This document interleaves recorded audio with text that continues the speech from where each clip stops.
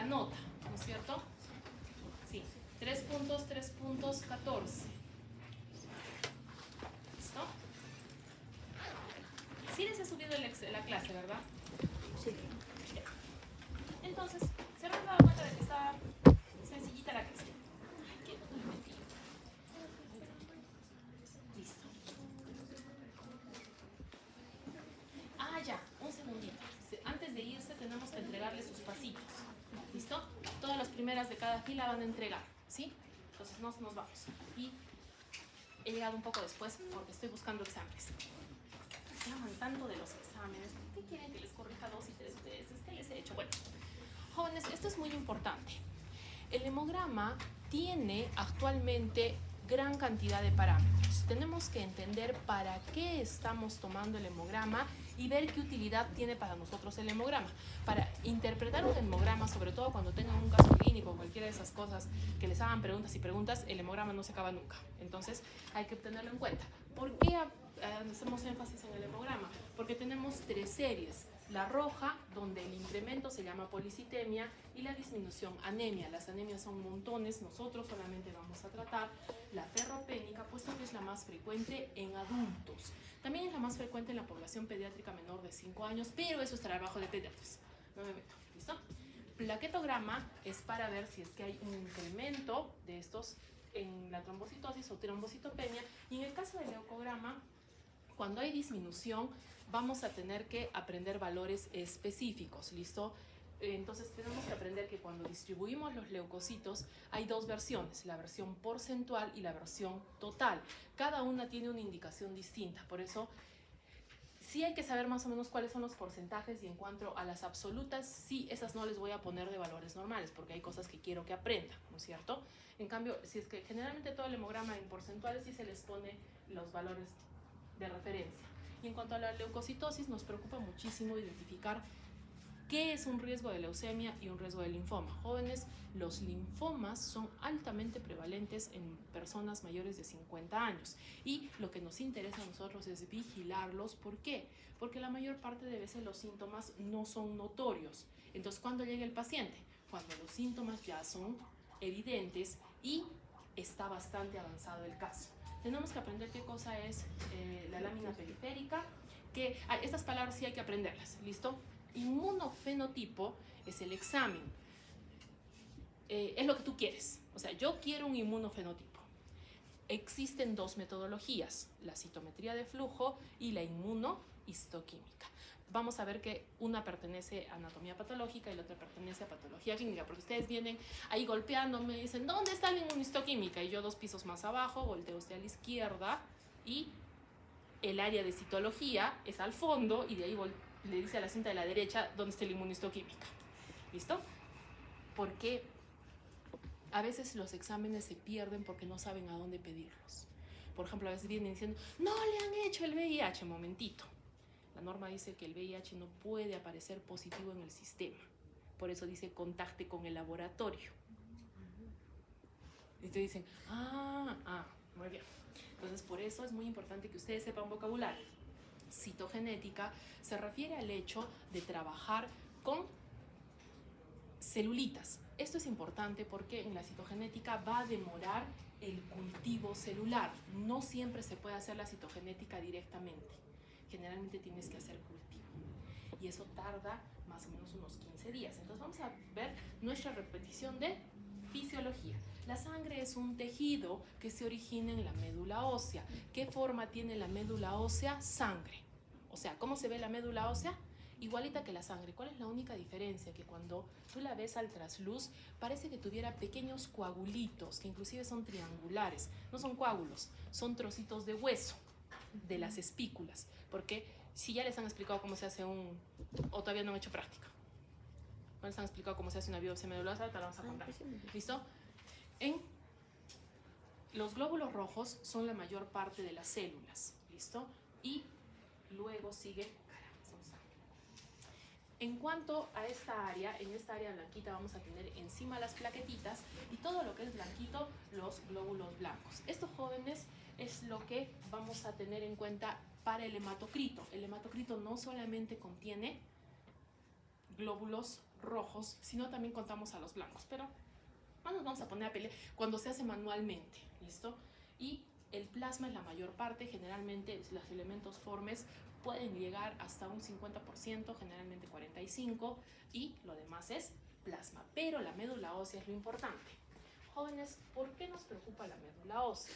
Porque es un tejido que contiene células madre en reproducción continua. Eso no es normal, jóvenes. ¿Listo? Que sus células se reproduzcan es una cosa, pero no son células madre. Estas sí, es decir, tienen características pluripotenciales. ¿Y qué sucede? Como tienen una gran cantidad de hijitos, si están viendo todos los hijitos son de una sola célula. Entonces, esta célula va a dar origen a todas las estirpes. Por eso es que les digo que una célula es diferente de la otra, pero hay algo muy importante.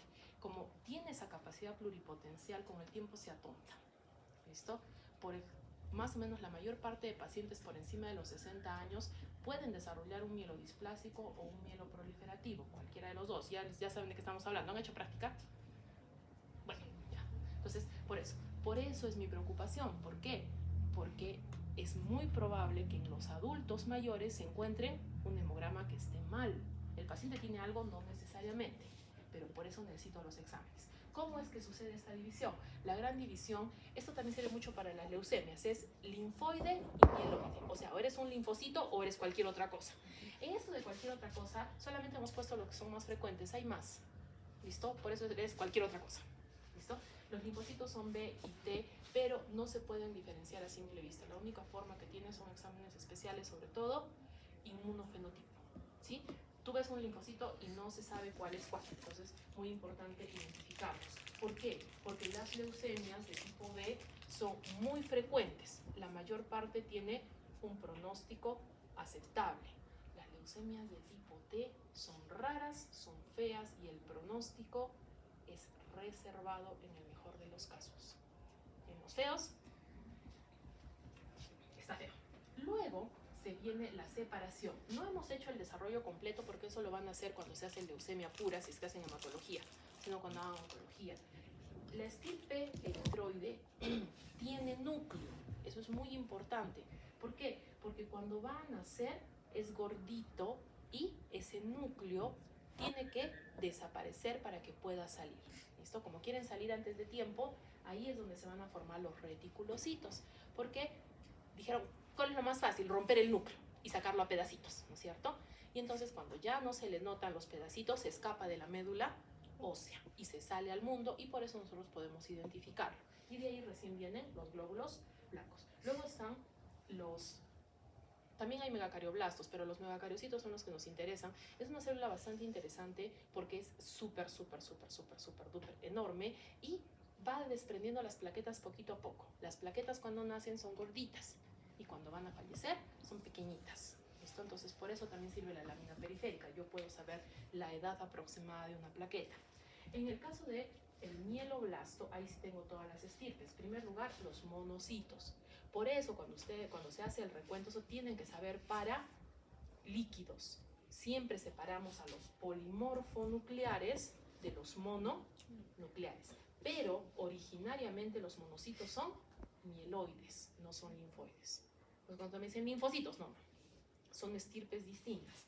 En este caso, el incremento que ustedes más han visto es el de los neutrófilos, pero aquí hay que ver si es que el número de segmentaciones, que es 3, está bien. Si está poco, está mal. Si está mucho, está mal. Los eosinófilos van a estar asociados más que todo con alergias, pueden estar aumentados, bien difícil. Ese se cuenta en porcentual. La eosinofilia es al 4%, entonces esa no es en valor absoluto. O sea, si tienes más de 4%, eso es eosinofilia. En cambio, los basófilos son raros. Nunca he visto un basófilo en persona sana. Generalmente se asocian a que está apareciendo una leucemia, o por lo menos es un mielodisplásico, o es un paciente que está con una alergia que te mueres. ¿Listo? ¿Y cuántos basófilos? 100 basófilos está mal, pero por eso les digo, son súper raros. Cuando hay basófilos presentes hay que pensar que algo está yendo mal. ¿Qué cosa? Pues depende. ¿Listo? Entonces, las formas maduras son lo único que deberías ver en sangre periférica. Pero si es que aparecen, aquí está la versión resumida, súper, duper, hiper resumida. En los pasos intermedios hay muchísimos más. Por eso es que cuando se clasifican las leucemias tienen hojas de hojas de hojas de hojas. ¿Por qué? Porque todas las celulitas, en todo lo que se van convirtiendo, cada una puede dar malignidad. Entonces, ese es el problema, ¿sí? Y esa es una cosa muy importante. Todo lo que esté inmaduro se queda en la médula ósea. Por eso el examen de médula ósea es importante. No le vamos a hacer a cualquier persona. No, ningún ser humano diría que usted se haga un examen de médula ósea, porque la respuesta de que el hemograma es por si acaso, casi me ocasiona un paro. A ver que yo les diga, les voy a tomar un mielograma por si acaso. Es muy importante saber para qué estás pidiendo las cosas. ¿Listo? El por si acaso, replantéenlo. ¿Listo? Estamos considerando los exámenes de rutina para evaluar la salud del paciente de manera integral. ¿Listo? Pero por si acaso suena muy no sé qué estoy haciendo. ¿Listo? Entonces, por eso es muy importante el estudio de médula ósea, porque cuando tú estás viendo algo anormal aquí en sangre periférica, en médula ósea puede estar muchísimo peor. ¿Listo?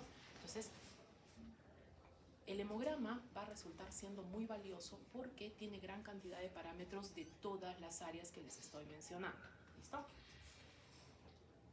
Y ya hemos dicho eso. Entonces, vamos a trabajar más o menos con estas. El eritrograma, en primer lugar, vamos a decir qué cosa, que los eritrocitos son generalmente 5 millones, por eso son las células más abundantes. Luego está la hemoglobina. En el caso de la hemoglobina nunca vamos a tener un acuerdo real. ¿Por qué? Por la altura. ¿Listo? Entonces, cada uno por ejemplo, hay hospitales que tienen sus propios valores de hemoglobina. ¿Por qué? Porque esto lo ven asociado a la clínica, sobre todo si está publicado. O sea, ¿para qué vas a considerar un valor anormal si el paciente está más tranquilo que tú? Entonces, por eso a veces eso se mueve. El hematocrito es muy importante que sepan que generalmente es el triple de la hemoglobina. ¿Listo? ¿Por qué? Porque sobre todo pediatría tiene cómo hacer hematocrito a cualquier hora y solamente tarda 10 minutos. Entonces, con eso puedes tener un aproximado. Si es que tú tienes 45 de hematocrito, ¿cuánto deberías tener de hemoglobina? Es un aproximado, pero sí, los pediatras hacen esos cálculos a ojo cerrado a las 2 de la mañana mientras tú te estás muriendo. Entonces, por favor, tengan una calculadora o el teléfono como calculadora en las guardas de pediatría, porque sí, esas personas son capaces de calcular botellas de hipersodio en 50 mililitros y 100 mililitros de acuerdo al peso del niño. Y tú no te has enterado todavía de qué están hablando y la enfermera está copiando. ¿Cuánto? ¿Cuánto? Ya, muy bien. ¿Listo? Entonces eso tienen que saber por qué. Porque los peques son delicados. Entonces por eso es que no puedes estarle preguntando ¿qué me dijeron? Que le iban a preguntar a Google, ¿no es cierto? ¿Cómo hago esto? Entonces preferible saber porque se trabaja más rápido. El parámetro que primero hay que ver es el volumen corpuscular medio, que nos va a permitir identificar cuál es la orientación para hacer los exámenes complementarios. Jóvenes no pueden estarse pidiendo todos los exámenes, ¿sí? Ya, un hemograma no es costoso. 5 o 10 soles no va a ser un problema, pero los exámenes de diagnóstico sí, te pueden salir por 400, 800 soles y ya si pides 3, 4, 5 ya se ve feíto, ¿no es cierto? Y si peor es por si acaso, también hay que tener en cuenta eso. El siguiente es la hemoglobina corpuscular media. ¿Por qué? Porque yo puedo tener un glóbulo de tamaño normal que tenga menos hemoglobina de la que le toca, un glóbulo chiquito que tenga su hemoglobina que le toca y un glóbulo grande que tenga hemoglobina poquita o la hemoglobina que le toca. Entonces esto es más, por eso es que las anemias son tan variadas y por eso es que hacemos mediciones distintas. La concentración de hemoglobina corpuscular media, la verdad, no ayuda mucho, ¿listo? En el leucograma lo vamos a separar como hemos aprendido de acuerdo a su origen.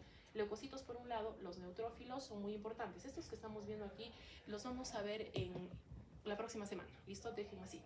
Como les dije, los eosinófilos, el corte es 4% y los basófilos siempre debe ser 0. Cualquier aparición está mal. En esto de los linfocitos tenemos que ver que van a verse incrementados en los niños. Por eso este valor es de adultos. Allá, en las plaquetitas hemos dicho que me interesa que aprendan a qué concentración de plaquetitas se produce el sangrado. ¿Listo? Las plaquetas generalmente van a funcionar también como ayuda del sistema inmune. Se pueden incrementar y consumir en infecciones. Y eso es muy frecuente que se vea. ¿No es cierto? Y entonces vamos a aprender unos cuantos valores, ¿sí? Si bien es cierto, se considera como un punto de corte 150.000 plaquetas para lo que es normal, a nosotros nos preocupa cuándo va a sangrar el paciente. ¿Listo? 80.000 plaquetas es para sangrado espontáneo. ¿Cuáles son los sangrados espontáneos más frecuentes? Hematuria, gingivo, en las gingivas y sangre oculta en heces. ¿Listo? A veces el paciente dice, las heces están negras. Entonces, está en huelga esta cosa. Muy bien.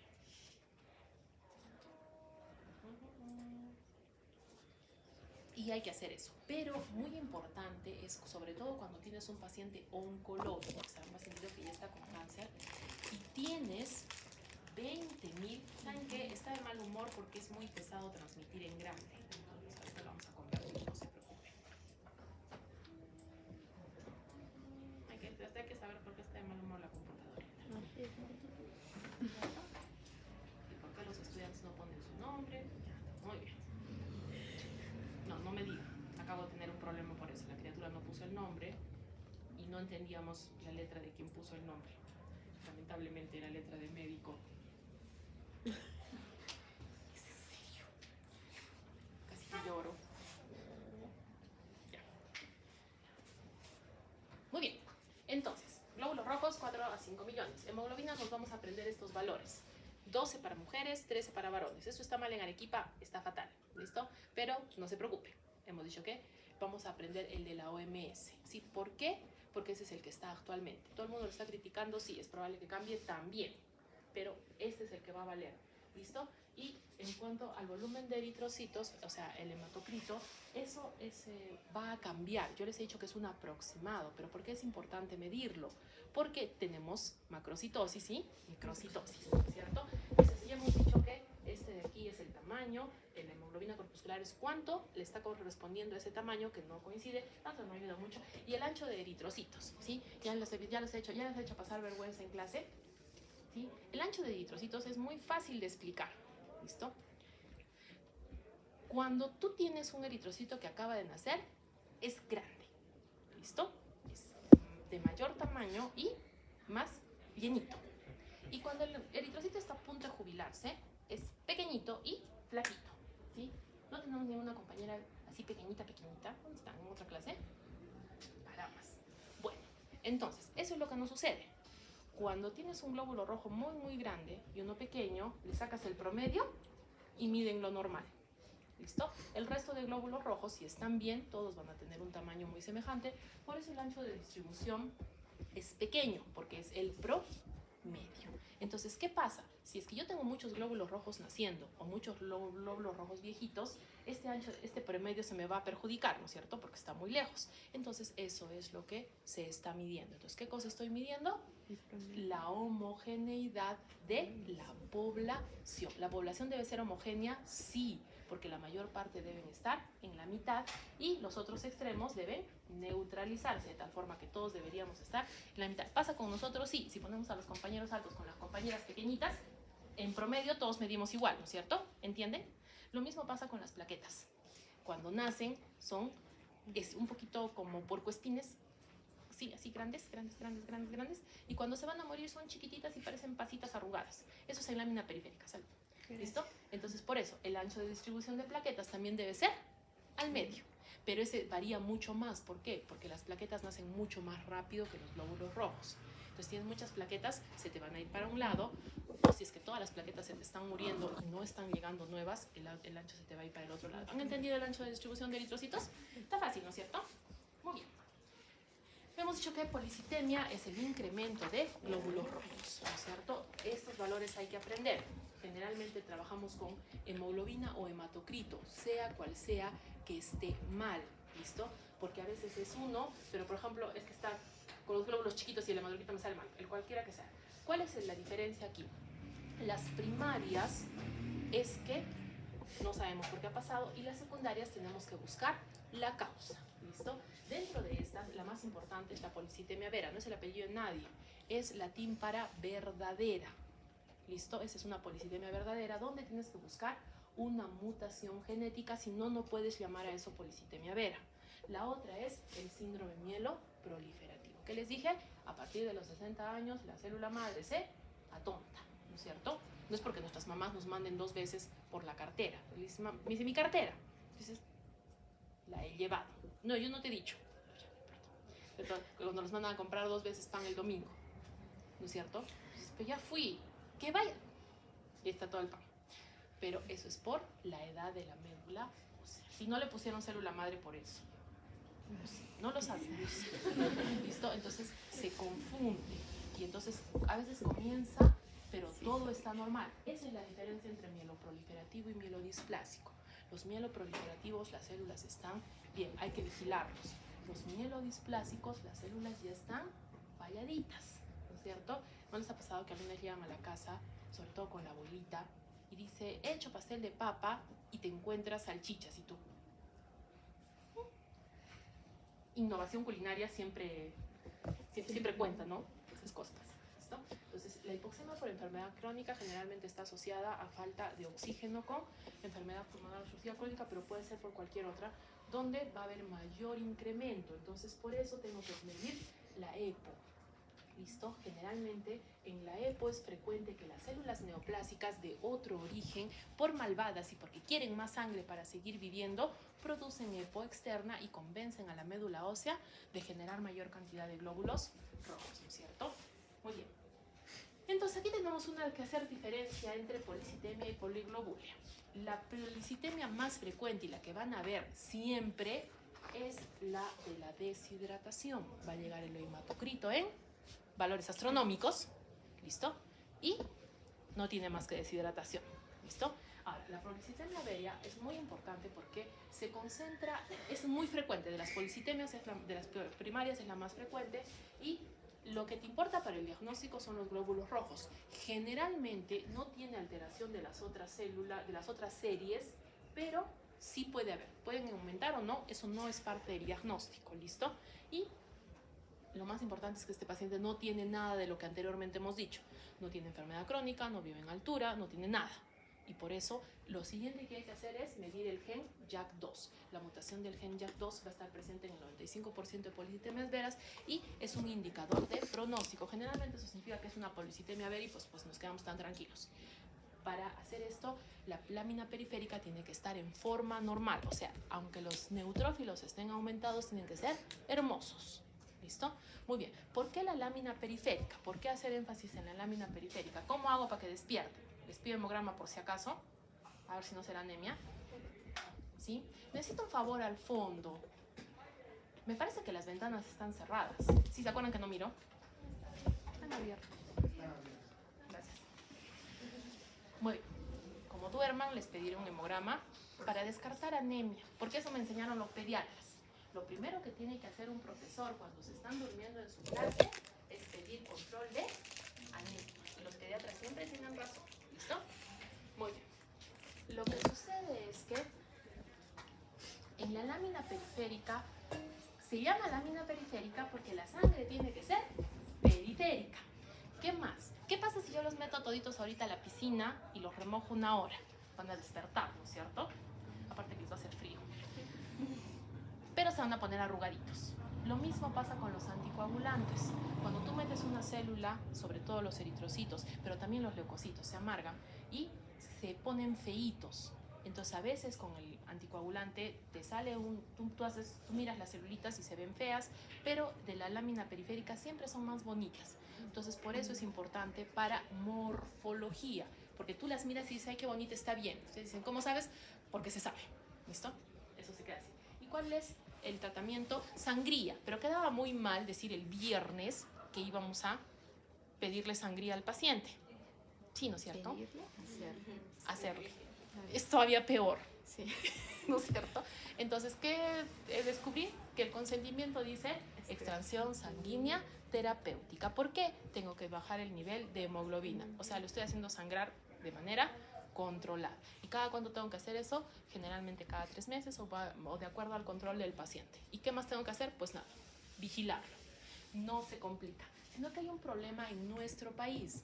El mal de montaña crónico está considerado como poliglobulia. Poliglobulia fue el término que el doctor Monge, peruano, sugirió para las personas que viven en altura, generalmente por encima de los 2.500 metros, pero sobre todo el estudio a la población que vive a 3.000 metros, hacen incremento de glóbulos rojos, pero no tienen ninguna molestia. Por eso se llama poliglobulia, porque se considera adaptativa, mientras que la policitemia vendría a ser la que te está dando problemas. ¿Y qué más tenemos que decirle a estos pacientitos? Que por favorcito, se muden a Mollendo. Si no les gusta Mollendo, Tacna, no importa. Porque en el momento que tú lo pones en un área con oxígeno, el paciente está feliz como una lombriz. Y los glóbulos rojos disminuyen con toda tranquilidad. Pero muchos de esos pacientes no quieren mudarse. Entonces, ¿qué tenemos que hacer? Lo mismo, ¿no es cierto? Extracción según el edema. Nada de estarle haciendo sangrías a los pacientes. Por si acaso. Muy bien. ¿Ustedes creen que esto ya aguante? ¿Sí? Le preguntamos si quiere.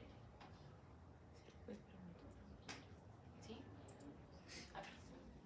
Cuando tú tienes anemia, lo primero que tienes que identificar es el volumen corpuscular medio que viene en todos los hemogramas. Lo más frecuente es que te salga pequeño y por lo tanto se llame microcítica. De estas, la más frecuente es la anemia ferropénica. El cuadro se lo tienen que aprender completo, no hay forma de escapar de eso. Muy bien, la anemia sideroplástica es por metales pesados. En nuestro país, todas las áreas con minería.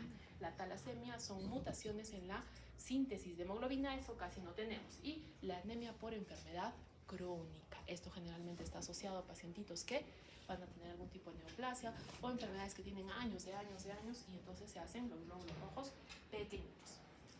En el otro extremo está la anemia macrocítica. De esta, la más importante son las de B9 y B12. ¿Por qué? Porque es megaloblástica. Por favor, apunten. El término megaloblástico significa que los polimorfonucleares tienen 5 divisiones en su núcleo o más. ¿Listo? No son grandes. Macrocítico es que son grandes. Megaloblástico es que hay incremento. Este día al momento. No me ha dicho que la anemia es en los glóbulos rojos, pero todos tienen la misma célula madre, ¿no es cierto? Entonces, jóvenes, a veces no se puede hacer la verdad. O sea, ¿qué tendría que hacerse en esos casos? Dosar vitamina B9 y dosar vitamina B12. Una está a 400, la otra está a 800. A ver quién va a pagar. Cuando se hace la diferenciación, puedes decir, mira, la homocisteína también va a estar elevada. Sí puede funcionar. En algunos casos, cuando tienes anemia megaloblástica, porque a los neutrófilos la lámina periférica no cuesta ni 50 soles. Entonces, verlos, dices, tienes megaloblastia, generalmente se da tratamiento para las dos. ¿Por qué? Si tú das tratamiento con B9, la anemia va a mejorar, pero la vitamina B12 no solamente es necesaria para sintetizar médula ósea, sino también para sintetizar mielina. Y la mielina es indispensable para que el sistema nervioso sobreviva. Si es que la desmielinización avanza, el daño neurológico es permanente y severo. Entonces eso le pasa a muchos abuelitos que les comienzan a dar complejo B. El complejo B tiene muchísima más B9 que de B12, si revisan, no llega ni a 5 microgramos. Y cuando ustedes les han puesto la inyección al caso clínico, le han puesto de 1000 a 5000 microgramos. O sea, un microgramo, ¿qué creen que le va a hacer? Nada. ¿Listo? Entonces, por eso es muy importante que en esta anemia, si no se puede llegar al diagnóstico, que sería lo ideal, ¿no es cierto? Que pedir homocisteína y el perfil de vitamina B es parte del protocolo. Eso es lo que debemos aprender, ¿no es cierto? Cuando hay B12 elevada, también debe haber, cuando hay B12 disminuida, debe haber una elevación de la homocisteína, ¿no es cierto? Pero en la realidad es muy importante evitar que estos pacientes vayan a la farmacia a comprar complejo B, porque estamos empeorando el problema de la desmielinización, pero la anemia va a mejorar. ¿Entendido? Ahí está también otro problema, que a veces la anemia mejora y tú dices, pero entonces, ¿qué tiene? Porque uno de los marcadores de que esto está funcionando es que los megaloblastos desaparecen. ¿Listo? Este de aquí sí se va a producir, pero en el caso del alcoholismo va a tener deficiencia de nutrición de un montón de cosas. ¿Listo? Luego, en el mielodisplásico hemos dicho que las celulitas están feitas, entonces ahí está el riesgo, porque si es que tienes más de 5 divisiones, tienes que mirar si no hay otras alteraciones. Y eso ya se podría convertir en un mielodisplásico. Y también en las enfermedades hepáticas va a haber estos problemas. ¿Por qué? Porque el hígado debería guardar la B12. Y además también si es que hay enfermedades hepáticas, la síntesis de proteínas está medio feíta, entonces ahí podemos tener problemas. Y vamos al medio. La normocítica. Generalmente la normocítica va con conteo de reticulocitos que nos indica si hay regeneración medular, porque quiere un reticulocito, un glóbulo rojo que acaba de graduarse, ¿no es cierto? ¿Por qué lo pescamos? Porque le quedan trocitos de núcleo sensible a coloraciones especiales. Si tú no pides reticulocitos, nadie los va a mirar. Externamente se ven iguales, pero cuando le pones la coloración especial, le aparecen los pedacitos de núcleo internamente. Ya les he dicho, nosotros sabemos todo. ¿Listo? Así que cuando ustedes nos vienen a contar algunas cosas, hay que escucharlos nomás, ¿no? Sí, de las cosas que... ¿Estaba yo? ¿Cuáles son los tipos? ¿No es cierto? No, es que una criatura me ha dicho que se ha confundido la D con la E. Yo le he dicho que por favorcito vaya al neurólogo, porque necesitamos un estudio urgente. Jóvenes, ¿qué tendríamos que hacer para que se confunda la D con la E? Que ustedes me vengan y me digan, ¿no es cierto? Doctora, le dosé la vitamina E en vez de la D. Las dos son carísimas. Pero la D es más útil y la E es mucho más cara. Bien difícil que alguien te pida eso. Pero bueno, de cosas que pasan, ¿no es cierto? Entonces, pues cuando ustedes me cuentan esos cuentitos, yo digo, bueno, hay coloraciones para todo, no se preocupe. ¿Listo? Dentro de las regenerativas, generalmente tengo la hemorragia. Esto de la hemorragia va a ser bien complicado porque ustedes van a encontrar a la hemorragia como también microcítica. ¿Cómo así? Depende del día, del tiempo que haya pasado desde la hemorragia.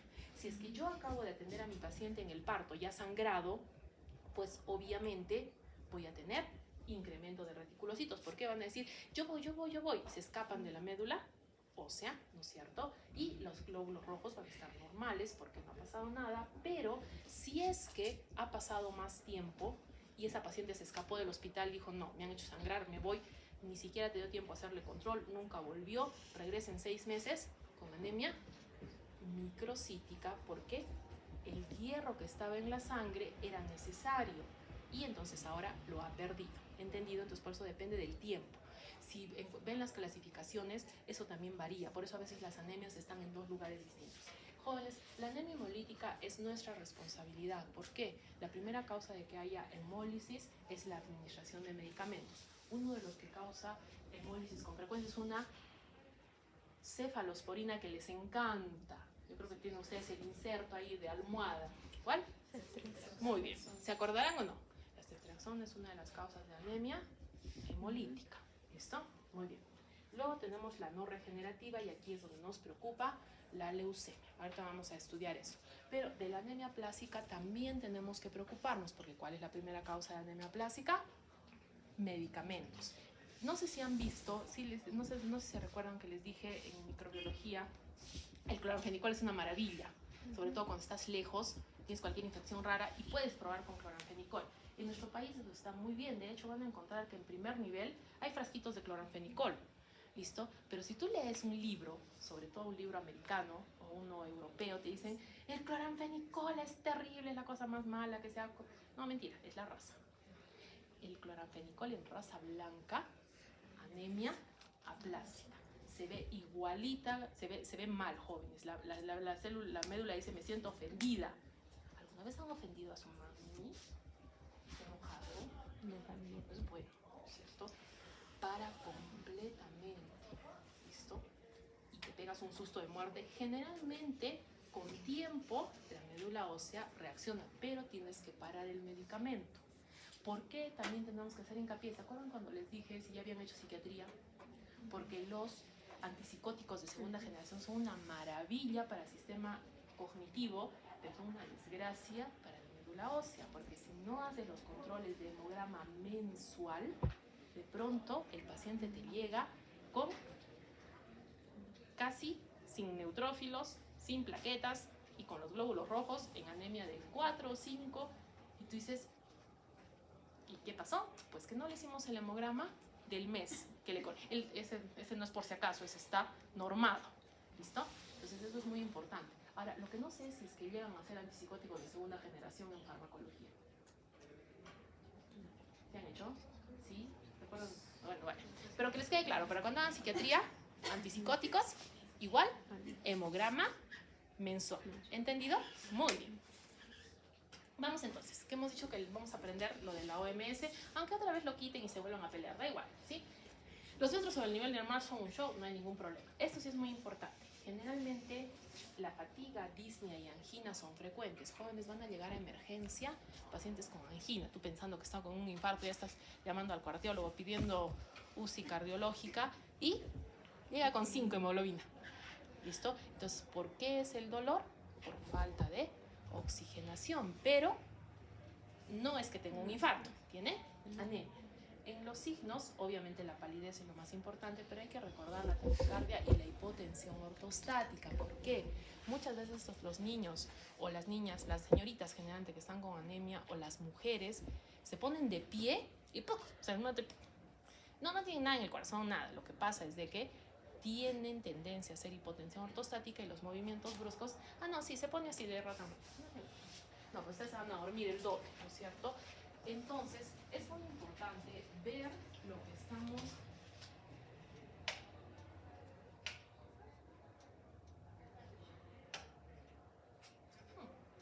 Ya está. Listo. Entonces, el aspirado de médula ósea se va a hacer cuando justifique que haya alteraciones morfológicas, que hay otras patologías, sí se puede hacer. Y sobre todo cuando está asociada también a un mielodisplásico o un mieloproliferativo. La anemia ferropénica es la más frecuente de todas, ¿cierto? Y por eso necesitamos hacer nuestro perfil de hierro. El hierro sérico va a estar disminuido, que es el hierro que está circulando. ¿Por qué nos interesa el hierro sérico? Jóvenes, hay pacientes que están tomando inclusive suplementos de hierro, de un buen suplemento, y no pueden asimilarlo porque el transporte está afectado. Por eso es muy importante ubicar a la transferrina. La transferrina es una proteína, pero la transferrina tiene dos versiones, ¿listo? Es una que es fija y otra que es un transportador soluble. Se pueden hacer estudios para identificar cuál, sobre todo cuando el paciente no está teniendo un buen transporte. Entonces, generalmente, ¿cómo? Si los pediatras alguna vez les dicen que está mal dar hierro, tienen razón. Porque qué tal que yo tengo un trastorno asociado a la acumulación anormal o al déficit de transportador, y al darle hierro lo estoy perjudicando e inclusive puede generar sangrado gastrointestinal. O sea, depende de la situación en la cual estés, ¿no es cierto? Por eso el paciente es completo. En esta situación esto es verdad, ¿no? Si no es que en el caso clínico dice, ustedes dicen, pero puede ser, no. El paciente que existe es ¿sí? Sí, que puede existir un marciano también, no hay ningún problema. Pero en este espacio, en este caso, eso es lo que hay, ¿listo? No, porque dicen, pero podría ser. No podría. Te estoy escribiendo lo que hay y lo que no hay, ¿listo? Muy bien. Entonces, por eso es muy importante la transferrina. ¿Qué va a suceder? La transferrina va a estar aumentada, ¿no es cierto? Porque va a tratar de atraparlo, pero la saturación es baja. O sea, ¿qué significa? Generalmente esto les explicamos así a los residentes. Tenemos carritos, pero no tenemos con qué llenarlos, ¿no es cierto? Y por último, la ferritina. La ferritina es el ahorro de hierro. Por eso les he dicho, ¿cuánto tiempo hay que dar de tratamiento para la anemia? 6 meses. 3 para recuperar los niveles de anemia y 3 más para la reserva. ¿Por qué? Porque en cuanto se hurgue la nariz la criatura y sangre, otra vez voy a estar en deficiencia de hierro. ¿Qué tratamiento es ese? ¿No es cierto? Le da una infección, el microorganismo se consume el hierro y otra vez en deficiencia de hierro, pues no vamos a estar así, ¿listo? Entonces, por eso generalmente trabajamos con un esquema de tratamiento de 6 meses. ¿Ya que tienes? No se preocupe. Si hay un fantasma que hablamos, no hay ningún problema. Algún día probarlo. Muy bien. Entonces, ahí está el perfil de hierro. Debería ser completo. Esa es la versión ideal y es lo que aprendemos. A veces no hay reactivo y te aparece uno o te aparece el otro. Entonces, ¿qué tenemos que recordar? La transferrina es más sensible, pero la ferritina es más específica. Y cuando tratamos de disminuir costos, alguien va a decir, no, hagámosle hierro y ferritina, ¿no es cierto? Porque con eso ya puedo más o menos ver, y otro dirá, no, hagámosle hierro y transferrina. Pues eso ya es una interpretación, ¿listo? El perfil debería ser completo. Si estás tratando de acomodarte, te acomodas con lo que hay. Muy bien, vamos con las plaquetitas. Esto tienen que aprenderse, jóvenes, por favor. Una plaqueta siempre trabaja en orden. Primero se adhiere, luego se activa. ¿Qué significa? Que se recuerda que tiene un montón de gránulos dentro y está listo para liberarlos, y esos gránulos contienen sustancias que van a avisar a otras plaquetas, que van a ayudarle a unirse, que van a ayudar a incentivar la reparación del tejido. Y por último, la agregación. ¿Qué cosa es la agregación? Es como cuando mezclan los pegamentos que son de a dos, echas uno y recién cuando echas el otro y te quedas pegada con el dedo y pierden la huella dactilar, ¿no es cierto? Sí, eso va a pasar frecuentemente. No solo les pasa a ustedes. ¿Por qué hacemos esto, jóvenes? Porque yo les he hablado de cantidad de plaquetas. Muchas veces la cantidad de plaquetas está normal, pero el problema ¿cuál es? Que está fallando uno de estos pasos. Entonces, igual tu paciente está sangrando. Y eso sobre todo es peligroso en casos de cirugía. Entonces, ¿qué hacemos en este caso? Las pruebas correspondientes, pero ya no nos toca, ¿listo? No sé si vamos a hacer la próxima. Hemos dicho, lo ideal es tener más de 150.000 plaquetas. Por ejemplo, uno de los motivos por los cuales las plaquetas caen es dormir mal. Sobre todo, lo hemos visto varias veces en banco de sangre. Cuando los pacientes llegan de viaje, han viajado toda la noche, se han bajado del bus a las 5 de la mañana, en el hospital los hemos atendido a las 6, las plaquetas en el suelo. ¿Listo? El volumen plaquetario ya les expliqué. Recién nacen, gorditas, se van a morir, chiquitas. Y entonces, ¿qué es el ancho de distribución de plaquetas? Pues lo mismo, todas deberíamos vivir en el promedio. Grandes con chicas neutralizan, y si está grande, pues están muy chicas o están muy grandes. Ya está. ¿Por qué disminuyen las plaquetas? Mil motivos. Cuando no hay una buena producción es porque la médula está molesta o estamos en un caso de desnutrición. Por eso hay que evaluar la anemia. Si la anemia tiene otras disminuciones, tenemos que ver si esto no es desnutrición o no es leucemia. ¿Listo? Por la destrucción acelerada generalmente está asociada con anticuerpos, lupus eritematoso sistémico, síndrome antifosfolipídico, que es muy frecuente en gestantes, y la púrpura trombocitopénica.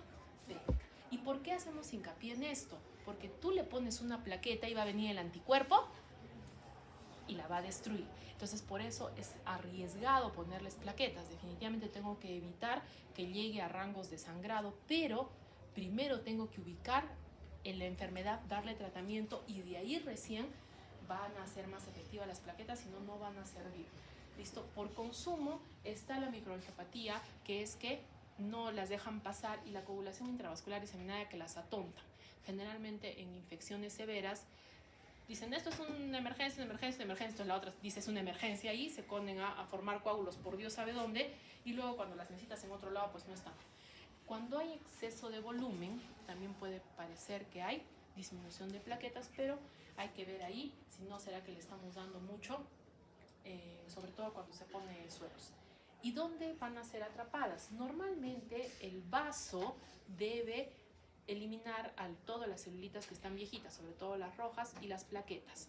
Pero si es que el vaso está muy grande, pues también las está atrapando en exceso. Y en el caso de la hipertensión portal es porque el sistema vaso-hígado está atrayendo demasiada sangre, y por el éstasis, como está muy lentito, es como que las plaquetas dicen, ¡ay! Nos toca descanso, se quedan pegadas ahí. ¿Listo? Muy bien. El incremento de plaquetas, jóvenes, es raro y generalmente no está asociado con algo peligroso. Lo más frecuente es que sea por reactividad, ¿no es cierto? Si yo estoy tratando de estimular a la médula porque no tengo suficientes glóbulos rojos y no tiene con qué producir glóbulos rojos, pues el otro dice, yo haré algo, y se ponen a aumentar. La anemia hemolítica también. En las infecciones se ha postulado que las plaquetas tendrían función de ayuda en las infecciones, sobre todo virales. No se ha demostrado, pero sí se ha visto de que pareciera que ayuda. Las enfermedades inflamatorias por lo mismo, y en el caso de la asplenia, pues no hay quien las limpie, que es el caso contrario, y están todas ahí dando vueltas.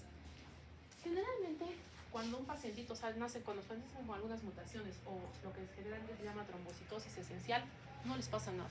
Solamente tienen las plaquetas altas y las plaquetas altas y las plaquetas altas. Está considerado como un mieloproliferativo. pero como no tiene ninguna anormalidad, generalmente no se hace nada. ¿Listo? Ahora tenemos nuestro recuento de leucocitos. Hemos dicho de que los valores porcentuales los tenemos que saber, pero en este caso los valores absolutos que nos interesan son los de neutrófilos, porque ahorita vamos a aprender lo que es neutrofilia. Y en caso de linfocitos, esto es bien importante, jóvenes. Por encima de 5.000 linfocitos, por encima de 5.000 linfos está mal. Por encima de 5.000 linfos está mal. Y por debajo de 1.000 también está mal. Esos tienen que saberlo en absoluto. ¿Listo? La fórmula en porcentual es bastante amplia. Entonces podría ser que con esos valores esté dentro del porcentual. ¿Listo? Pero nos interesan en aquellos los que les he dicho. El incremento de monocitos puede estar asociado a mielodisplásico y leucemia. El de eosinófilos hemos dicho. Las cosas esas, ¿no es cierto? Pero ese está en 4% y los basófilos asociados a malignidad tardía. Entonces vamos ahora con la disminución. Por eso es que teníamos que hacerlo de médula ósea. Estamos hablando de estirpes. La estirpe linfoide por un lado y el más importante y más abundante de la mieloide es el neutrófilo. Por eso nos hemos separado en estos dos. ¿Sí me están entendiendo, ¿no es cierto? Entonces, en la neutropenia puede ser por algunas infecciones como el Epstein-Barr, el déficit de vitaminas o cobre como oligoelemento, y en las neoplasias es muy importante, por eso vamos a trabajarlo aparte. El caso de la linfopenia, es decir, de la disminución de los linfocitos, puede ser en la sepsis, y eso es muy importante porque ustedes generalmente se concentran en la sepsis, en cuántos neutrófilos tienen, pero la cantidad de linfocitos te da el pronóstico del paciente y la malnutrición. Ahora, existe una versión más agresiva en la cual las dos series están disminuidas. Ahí tenemos al VIH en la cabeza, ¿no es cierto? VIH lo vamos a hacer después, pero acuérdense, la quimioterapia, jóvenes, de lo que sea, tiene cáncer al hígado, estoy dando quimioterapia, va a tener anemia. ¿Por qué? Porque el objetivo de la quimioterapia es ubicar a las células que se están reproduciendo y eliminarlas. A ver, ¿qué hace una célula madre todo el día? Entonces, todas las quimioterapias van a afectar a la médula ósea. Por eso la neutropenia es muy peligrosa en mis pacientes con neoplasia, porque yo le estoy dando algo para que disminuyan los neutrófilos. Y por último, las inmunodeficiencias. Las inmunodeficiencias son un problema realmente álgido porque son raras, son difíciles de diagnosticar y nadie las sospecha. Entonces, por favor, aprendan en su cabecita, apunten. La neumonía es una infección severa. A ver, criaturas de Dios, ¿cuántos han sufrido neumonía? Debe ser 0. ¿Tengo alguna neumonía? Es muy bajita la población sana que tiene neumonía. Si tienes un niñito que le ha dado más de una vez neumonía, eso está mal. ¿Listo? Que le dé diarreíta ya 3 veces por mes, no hay problema. Que le dé resfriadito, vale, 2 o 3 veces por año. Más de 3 enfermedades respiratorias que tengan que ir al médico, eso está mal. Entonces allí es donde se debe comenzar a ver si es que hay alguna inmunodeficiencia. El problema con las inmunodeficiencias es que tienen nombres impronunciables, tienen genes irreconocibles y no tienen una clínica que yo diga, es esto. No. Entonces, por eso generalmente no sospechan. Entonces, ¿qué hemos dicho? Más de una neumonía está mal, ¿sí? Y más de 3 episodios respiratorios por año está mal. Algo está pasando. ¿Entendido? Muy bien. Y eso nos lleva entonces a definir la neutropenia. Por favor, escriban en donde sea que se vayan a acordar. Ya los he visto escribiendo en su manito. Bueno, se lo pueden tatuar. La neutropenia es una emergencia médica. Sí, porque me han llegado ustedes, no sé. Yo sospecho que no han hecho hematología, ¿verdad? Sí, hemos hecho. Miéntanme. No hemos hecho. Es que me han llegado y me han dicho, el pacientito tiene 300 neutrófilos. Y yo, ¿qué? ¿Dónde? ¿Quién? Y tan tranquilos ustedes, ¿sí? Tiene 300 neutrófilos. Y yo, nadie opina que se puede morir. ¿Listo? Por eso la neutropenia tienen que saberla. ¿Listo? Yo les había dicho que 1500 es el valor de corte, ¿sí? ¿Cuál es nuestra neutropenia objetivo? La neutropenia moderada, que está entre 500 y 1000. Pero ¿cuál es imperdonable? La neutropenia severa. Un pacientito con menos de 500 puede tener una infección por cualquier cosa y morirse. Yo los he visto morirse por levaduras que ustedes se comen todos los días. ¿Cómo así, doctora? Sí, ya recuerdan que tuvimos la discusión sobre si las mandarinas se lavan o no se lavan. No, con nosotros no discutimos. Bueno, el hecho es de que Sí, sí, cuando les enseñé que los honguitos están en la tierra, están en la cáscara de todas las frutas y verduras, y por eso cuando ustedes se comen la fruta sin lavar, se están comiendo esporas de honguitos. ¿Y qué les pasa? Nada, absolutamente nada, porque su sistema inmune sale a defenderlos. Eso no puede pasar con un pacientito que está hospitalizado. Entonces ahora comprenderán por qué cuando uno está yendo al hospital, le quitan la fruta. ¿No es cierto? Porque a ver, ¿cómo me van a asegurar que la fruta esté estéril y no me están trayendo una levadura? Jóvenes, cuando el paciente está con leucemia sobre todo o trasplantado de médula, yo he visto que se mueren por unas levaduras que tú dices, nunca en mi vida he visto que esa levadura crezca, porque normalmente no es patológica. Y el paciente se murió. ¿Listo? Entonces, por eso hay que entender de qué riesgos estamos hablando. ¿Entendido? Entonces, por favorcito, cuando vean neutrófilos en absoluto bajitos, se preocupan. ¿Listo? Muy bien.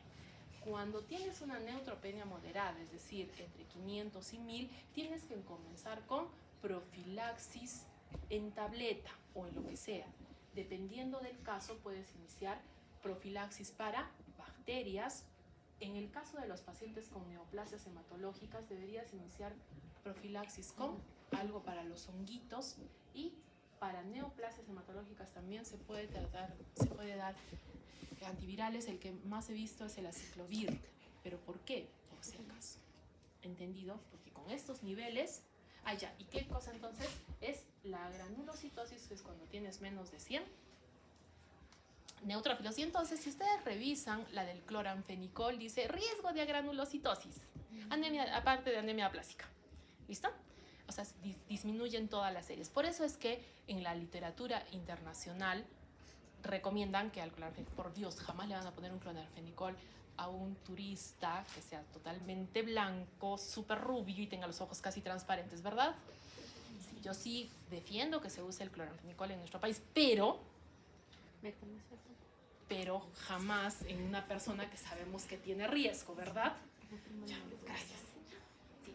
Entonces ahora vamos con el incremento de leucocitos. Lo primero que tienes que hacer es preguntar: mi paciente está embarazada, le quitaron el vaso y no hay quien haga limpieza, o es un paciente que fuma o consume corticoides.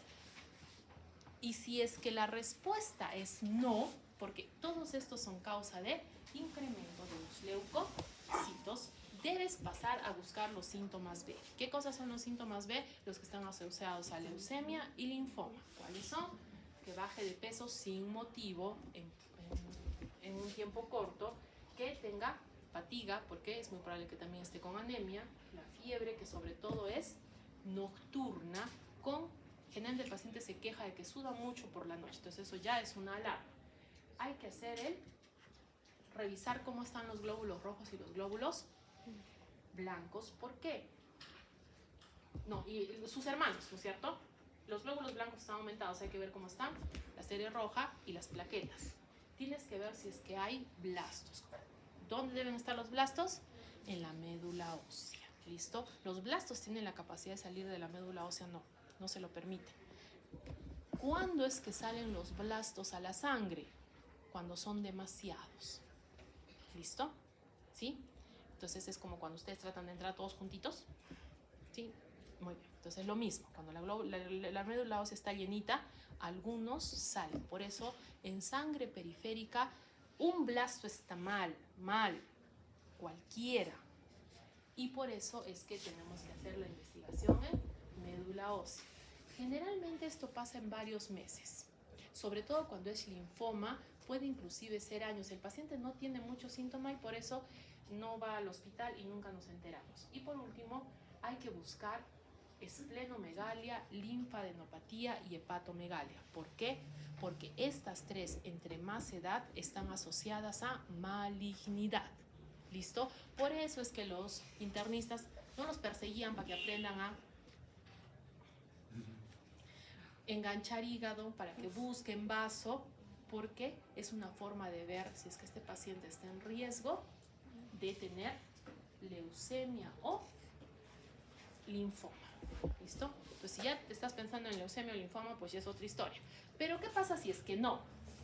Ahí vienen los incrementos que son más frecuentes. Los neutrófilos, ¿cuándo van a aumentar? Cuando tienes una infección, sobre todo bacteriana, si mi paciente está tomando corticoides y si es que fuma y no tiene vaso, ¿no es cierto? Los linfocitos generalmente van a aumentar en las infecciones virales. También es característico de la Bordetella pertussis. Es poco probable que hayan escuchado hablar de la Bordetella pertussis. Es una bacteria para la cual se tuvo una vacunación exitosa en los años 50 y ustedes todos están vacunados, pero las nuevas generaciones están rechazando lo que son las vacunas. Actualmente hay muchos niños en edad escolar que no están vacunados. ¿Listo? Porque los padres no los vacunaron y puede ser que estén yendo al colegio con el carnet falseado. Y entonces están apareciendo. El año pasado ha habido casos de pertussis. ¿Listo? ¿Por qué? Porque los adultos somos portadores, pero estamos vacunados y hemos enfrentado a chuchumil, criaturitas infectadas, ¿no es cierto? Entonces tenemos inmunidad. Pero los niños, si no están vacunados, ¿cómo van a saber? ¿Entendido? Y por último, la tuberculosis. Eso es muy importante, jóvenes. ¿Se acuerdan que les he tratado de hacer aprender que líquido cefalorraquídeo con casi el 100% de linfocitos, tengo que pensar en tuberculosis? En el caso de los monocitos son de estirpe. ¿De cuál estirpe son? Mieloides. O sea, son hermanitos de los neutrófilos. Aquí son las infecciones que van poquito a poquito. De aquí tenemos que acordarnos a los hongos, la tuberculosis. La sífilis, ¿se recuerdan que les enseñé junto con la tuberculosis que había que ponerla de diagnóstico diferencial de todo? ¿Sí? Sí. Cuando no se acuerden, aunque sea del apendicitis, no importa. Vale. ¿Listo? Es para caso. Es que esa es una pregunta de teórico práctico. 20 diagnósticos diferenciales de ectópico. Entonces, en caso de emergencia, pero por favor, al final, ¿no es cierto? Sí, después de 2 o 3, 4, 5 ya por lo menos. Porque si lo primero que van a decir es tuberculosis, ahí sí los van a descubrir. ¿Listo? Entonces, no. Muy bien. Y por lo último, la enfermedad autoinmune algunas veces también puede incrementar. La primera causa de eosinofília son las alergias y luego están los parásitos, generalmente los helmintos. ¿Cuáles son los helmintos? Los gusanitos, ¿no es cierto? Porque hay chuchumil parásitos también, no se preocupen. Y en este caso, en las personas alérgicas, pero tiene que ser una alergia muy, muy fea para que aparezca como algún basófilo por ahí. Es mucho más frecuente en leucemia mieloide crónica. Casi en los casos clínicos de examen tiene basófilos, tú dices tiene leucemia mieloide crónica. ¿Listo? Muy bien. Entonces aquí el recuento es muy importante. La reacción leucemoides por encima de 50.000 leucocitos y la hiperleucocitosis por encima de 100.000. Comprenderán que las dos son un peligro y tengo que pensar que mi pacientito podría tener leucemia o linfoma. ¿Por qué están juntos? Porque tienen los síntomas. ¿Por qué están juntos? Pues porque depende. La leucemia es una proliferación en médula ósea y los linfomas son en la parte periférica. Si bien es cierto, lo más frecuente es que sean los ganglios linfáticos, a veces lo que me puede orientar es la esplenomegalia o la hepatomegalia. ¿Listo? Entonces por eso tengo que buscarlos. Y en el medio, el síndrome mielodisplásico, porque las células están feitas. Eso es lo que significa que no maduran correctamente. ¿Por qué? Porque yo les he dicho que no tienen que salir inmaduras, entonces a veces se escapan. ¿Pero por qué? Porque ya por cansancio, ¿no es cierto? Están ahí mucho tiempo, entonces ya las botan y dicen, bueno, que vayan y vean lo que hacen. El problema del mielodisplásico es que puede avanzar a cualquiera de los dos. No hay una cosa que yo les diga, va a avanzar, no. Pues como ustedes mismos han visto, podría ser que Si hay muchos blastos, hay mayor riesgo, si es que hay anomalías genéticas, pero la única forma es evaluarlos y hasta que no avancen, pues no se hace nada. ¿Listo? Y entonces es muy frecuente que haya muchas personas mayores con con mielodisplásico. ¿Listo? Entonces, cuando yo le voy a poner nombre a las leucemias es por la inmadurez, ¿sí? Las células inmaduras se llaman leucemia aguda y las que tienen predominio de células maduras son problemas crónicos. Y de ahí la gran división, las linfoides y las mieloides. Por eso las 4 grandes leucemias: leucemia linfoide aguda, leucemia linfoide crónica, leucemia mieloide aguda, leucemia mieloide crónica. Son las únicas que existen. No, jóvenes, hay chuchumil. No, pero no tengo corazón, eso sí. Ay, Dios mío, corazón. Horror.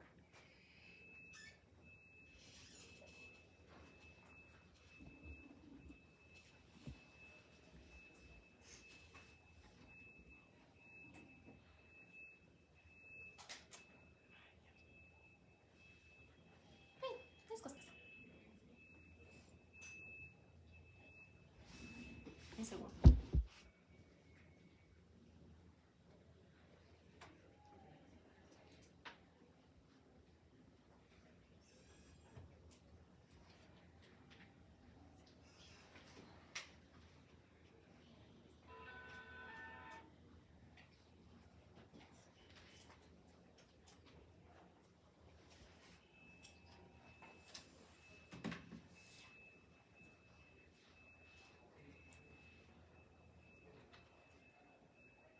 Ah, sí, hay que aprender 4 leucemias. Ya me acordé.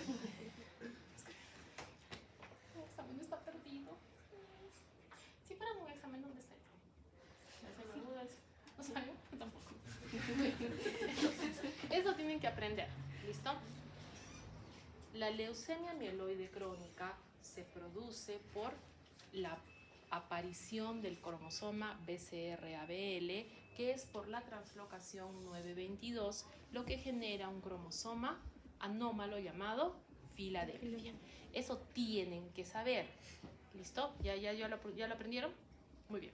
¿Ustedes creen que si yo hago una investigación encontraré cromosoma BCR-ABL? No. El BCR-ABL es patológico, pero no solamente va a causar leucemia mieloide crónica.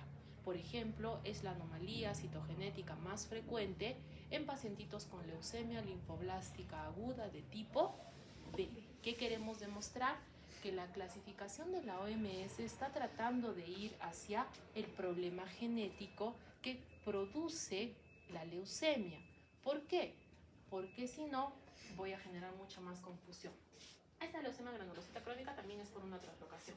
Hemos dicho que la trombocitosis esencial está bien por una mutación y no pasa. No hay alteraciones para el paciente generalmente y hemos hablado de la policitemia vera con su gen que se llamaba MUIS. Entonces, ¿qué pasa con la leucemia linfoblástica aguda? En primer lugar, tengo que evidenciar si es que esta es de estirpe B o estirpe T por el pronóstico. Ahorita vamos a ver cómo.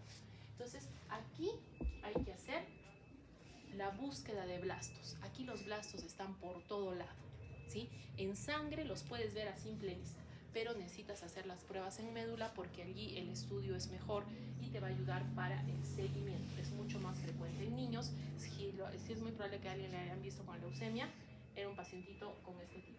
Y hemos dicho que los síntomas son de la disminución de las 3 series. Fiebre, ¿por qué? Tiene los neutrófilos bajos.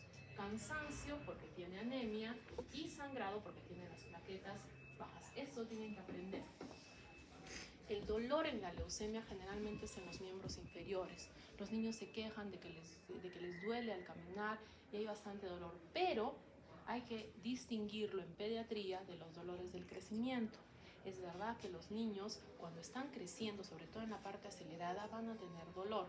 Ahora, obviamente el niño que tiene dolores de crecimiento, pues no va a tener pancitopenia. Pero ya si está pálido y con dolor, sí es muy importante considerar esta posibilidad. Vamos con la mieloide aguda. Otra vez vamos a tener estos que les hice, blastos por todo lado, es cierto? Aquí es muy importante de que los bastones de Auer van a estar en los blastos que voy a encontrar. Esa es una de las que más te orienta. Es muy frecuente en adultos y lo mismo va a tener los síntomas de pancitopenia, porque las 3 series están disminuidas, pero aquí tienes que evidenciar si es que hay hepatosplenomegalia o linfadenopatía. ¿Para qué? Son adultos y si es que tienen hepatosplenomegalia o linfadenopatías es mucho más probable que sea una crónica. ¿Listo? Entonces, ¿por qué los tratamientos no son iguales? ¿Entendido? Vamos con la linfocítica crónica. Este es el motivo por el cual tienes que saber que más de 5.000 linfocitos está mal. Estos pacientitos se caminan tranquilos por la calle años y a veces dicen, ¿cuánto tiempo? Dicen, no, sí, siempre he sudado de noche, sí, he ido bajando así de peso, sí, era más llenito, ahora estoy bien delgadito. Como no tienen molestias, mayores molestias, sino que es poco a poco, entonces estos aquí son personas bastante mayores. ¿Listo? Y sí, aquí la hepatosplenomegalia y la linfadenopatía es la que nos van a dar el marco. En la mieloide crónica es la presencia del BCR-ABL, ¿no es cierto? Y el cromosoma Filadelfia es el 22. El 22 es un cromosoma chiquito, ¿no es cierto? Y la mayor parte de pacientitos están asintomáticos. Tú cuando los ves, llegan 500.000 células en sangre periférica y tú, ya. Blastos, 80%. ¿Por qué? Porque al comienzo, como esa es la diferencia entre la aguda y la crónica. La mieloide crónica tiene todas las células. Entonces las células se acomodan. Dicen, estos están fastidiando, pero nosotros seguimos trabajando, los que están trabajando. Y cuando ya se desbordó todo, es que recién llegan sintomáticos y con todos los valores es una desgracia total. Entonces, ¿cómo vamos a reportar una leucemia mieloide aguda con más de 20% de blastos? Doctor, usted ha dicho que un blasto está mal. ¿Qué hacemos de 1 a 19? Vigilar al paciente. Esos son los mielodisplásicos o mieloproliferativos. Cualquiera de los dos puede tener blastos, pero nunca llegan a 20%. ¿Y qué hago? Pues los vigilo. 20% más yato leucémico. ¿Qué cosa es el yato? Miremos el dibujito. ¿Se acuerdan que les dije que faltaban las formas intermedias? Porque yo les conté de blasto a célula madura, ¿no es cierto? Sí, pasó como en la cocina de la televisión. Todos estos son las células intermedias. En la leucemia mieloide crónica generalmente tienes de todos aumentados y algunos llegan a madurar. Los que maduran trabajan y los demás fastidian. En cambio, en la leucemia dicen, no, pues ¿por qué? Mucho trabajo. Todos se quedan como blastos. Los blastos están por el cielo. ¿Y cuántos tengo por allá? Casi ninguno. Ese es el hiato leucémico. Que no tengo la continuidad de las formas, porque estas formas en la médula ósea siempre deben estar presentes, porque están poquito a poquito avanzando. Es como la facultad de medicina. Todos deben estar llenos. ¿Listo? Y entonces, en ese caso, eso se llama población clonal, que significa que es variada. Y por eso la leucemia crónica, sobre todo la de tipo mieloide, no da sintomatología rápidamente. Cuando lo descubres, cuando está ya con todo hecho una desgracia. Entonces, el aspirado de médula ósea y la biopsia de médula ósea son exactamente lo mismo. Lo único que pasa es a dónde los mandas. Los aspirados nos los mandan al laboratorio y las biopsias, anatomía patológica. Dirán, ¿qué son? No. ¿Se recuerdan ustedes que hay que atravesar el hueso, ¿no es cierto? La tabla tiene que hacer crack. Si alguna vez ven un procedimiento y no hace crack, es que no llegaron. Hay que tener mucho cuidado. El trocar tiene el bisel bien afilado, es como cuchillo. Pero bueno, no importa. Cuando se está aspirando, te llevas trocitos del hueso. Esas son las espículas. Y las espículas son elementos sólidos. Generalmente a esas las fijan igual que cualquier tejido y las ponen en laminitas. Por eso es de que nos van a ayudar a exámenes diferentes. Esto es médula ósea, jóvenes, porque cuando tú ves una lámina periférica de sangre, ves un linfocito acá, un leucocito cualquiera, y más allá está el otro, y más por allá está el otro. Viven alejados, así juntitos no. Y la médula ósea está todos uno encima de otros. ¿Listo? Muy bien. Entonces, la arquitectura tiene dos partes. El hecho de que tú la veas en el corte, y otra cosa es que cuentes cuántas estirpes hay para que veas cómo está progresando la maduración. Cuando tengo un estudio de médula ósea, o sea, cuando tengo mi aspirado, tengo varios exámenes que puedo hacer. El inmunofenotipo hemos dicho que puede ser por citometría de flujo, que se hace en equipo, o por inmunohistoquímica, que se hace en lámina. ¿Por qué utilizamos esto? Porque hay cosas que puedes hacer por citometría y otras cosas que no puedes. Y aparte de eso, la ventaja de tener láminas en parafina es que les puedes hacer la inmunohistoquímica de acá a un mes. Entonces dicen, no será tal cosa, y tenemos láminas guardadas, pero una médula ósea para citometría se tiene que trabajar en 4 horas. ¿Listo? Si es que tú dices, no, la llevo después, porque a veces eso pasa con los internos. Le dicen, lleva esto al laboratorio y avisa. Se dieron la vuelta, se metieron a la cafetería, 2 horas después aparecieron en el laboratorio, ya no les reciben la muestra, no tienen la hora. Es todo un drama. Eso es una muestra valiosa. Porque sobre todo, si es que no se trabaja en condiciones óptimas, si no se trabaja en menos de 4 horas, los blastos se comienzan a reventar, es toda una desgracia, una mazamorra y no sirve para nada. ¿Listo? Ahí está el detalle. Entonces, nosotros hemos estudiado 7 años para eso, o sea, han estudiado 7 años y no se me acuerdan que son muestras que duelen, cuestan y son diagnósticos valiosos. Muy bien. Sí. Conversar con ustedes es creativo, si es no que hay una chiquita a la que quiero agarrar. Yo. Así, cuando tienes todos estos marcadores, ¿por qué es? Jóvenes, ¿se acuerdan que les dije que no puedes diferenciar un linfocito del otro? Los blastos son peores. Tú dices, mire, esto parece tal cosa. Yo creo que es un estirpe mieloide, sí se ve. Hasta bastones de Auer tiene. Y luego resulta siendo una leucemia T. ¿Por qué? Porque son blastos, son inmaduros y son difíciles. Parece que van en segundo año. Bueno. Todos estos marcadores vienen en paneles, sobre todo ¿para qué? Para buscar enfermedad residual. Cuando tú le tienes que decir a un paciente si se ha curado de leucemia, no es lo mismo que te pongas a contar células en una lámina donde como mucho contamos 500 o 1000, a que vayas al citrómetro y pases 5 millones, buscando los marcadores que no te puede esconder la célula. Eso es muy importante para decirle al paciente si es que se ha curado o no se ha curado, y si es que tiene oportunidad de aceptar médula o no tiene, y cosas así. Y la inmunohistoquímica, algo parecido, sino que en lámina, ¿no es cierto? Muy bien. Luego tenemos la citogenética. ¿Qué cosa va a ser? Cariotipo o FISH. En el cariotipo es el estudio de los cromosomas. De aquí que estoy viendo, un cromosoma Filadelfia en el 22. ¿Listo? Pero tienen que esperar al cultivo celular. ¿Por qué? Porque la celulita no se va a reproducir cuando tú digas.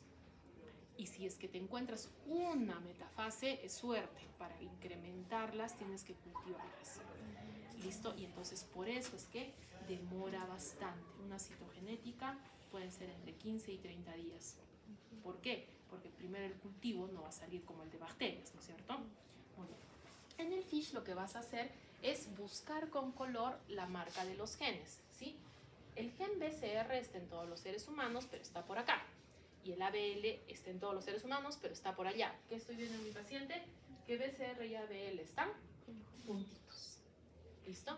Entonces, para eso también necesito una lámina. Estas láminas pueden hacerse desde las que fueron de biopsia. Entonces decimos, vayan a conseguir las láminas que vamos a hacer tal cosa. ¿Listo? Entonces, este FISH se puede hacer en anatomía patológica o en genética, depende. Ahora, en PCR obviamente hemos mejorado. ¿Por qué? Porque si tú amplías el gen, puedes buscar más rápidamente las mutaciones. Esto es muy importante, sobre todo para el BCR-ABL, porque no es exclusivo de leucemia mieloide crónica, sino puede aparecer en otras patologías y te puede ayudar al pronóstico, seguimiento y tratamiento. ¿Listo? Entonces, muy importante eso. Ya está. Ahora somos libres. Sí. ¿Quién quiere quejarse? A ver.